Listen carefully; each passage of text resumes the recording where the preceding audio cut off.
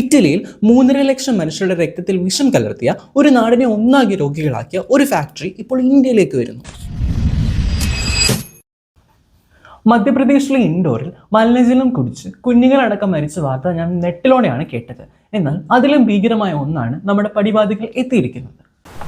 വടക്കൻ ഇറ്റലിയിലെ വെനീറ്റോ പ്രവിശ്യയിലെ മിറ്റേനി എന്ന ഫാക്ടറിയിൽ നിന്നും മാലിന്യങ്ങൾ തള്ളുന്ന നദികളിലും ഭൂഗർഭജലത്തിലും കെമിക്കലുകളുടെ സാന്നിധ്യം കണ്ടെത്തുന്നു.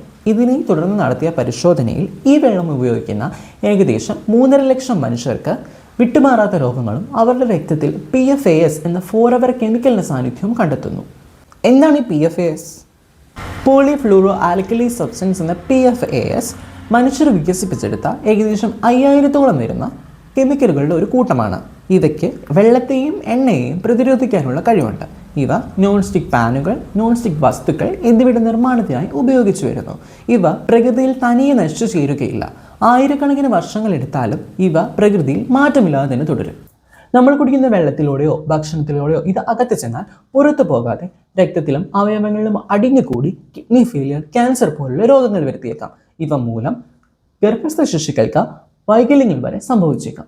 ഇറ്റലി ഈ കമ്പനിക്കെതിരെ നടപടിയെടുക്കുകയും തുടർന്ന് ഇവർ പാപ്പരാകുകയും ചെയ്തു. എന്നാൽ 2019 ലക്ഷ്മി ഓർഗാനിക് ഇൻഡസ്ട്രീസ് ഇവരുടെ ടെക്നോളജിയും യന്ത്രങ്ങളും വാങ്ങുകയും 300ഓളം കണ്ടെയ്നറുകളാക്കി ഈ യന്ത്രങ്ങൾ ഇന്ത്യയിലേക്ക് എത്തിക്കുകയും ചെയ്തു. മഹാരാഷ്ട്രയിലെ രത്നഗിരി ജില്ലയിലെ ലൊട്ടെ പരശുറാം എന്ന ഇൻഡസ്ട്രിയൽ ഏരിയയിലാണ് ഇത് സ്ഥിതി ചെയ്യുന്നത്. എന്തുകൊണ്ട് ഇതിനെതിരെ നടപടി സ്വീകരിക്കുന്നില്ല?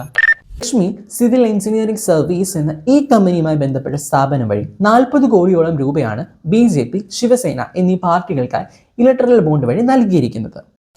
ഇറ്റലിയിൽ പൂട്ടിയ ഈ കമ്പനിക്ക് ഇന്ത്യയിൽ പ്രവർത്തിക്കാൻ അനുമതി ലഭിച്ച കാലയളവിൽ തന്നെയാണ് ഈ പണമിടപാടുകൾ നടന്നതെന്നും ശ്രദ്ധേയമാണ്. കാസർഗോട്ടെ ആ കുഞ്ഞുങ്ങളെ ഓർമ്മയുണ്ടോ?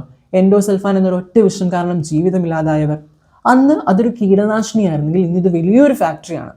നാം ഇപ്പോൾ പ്രതികരിച്ചില്ലെങ്കിൽ നാളെ നാം അതിന് വലിയ വില തന്നെ കൊടുക്കേണ്ടി വരും.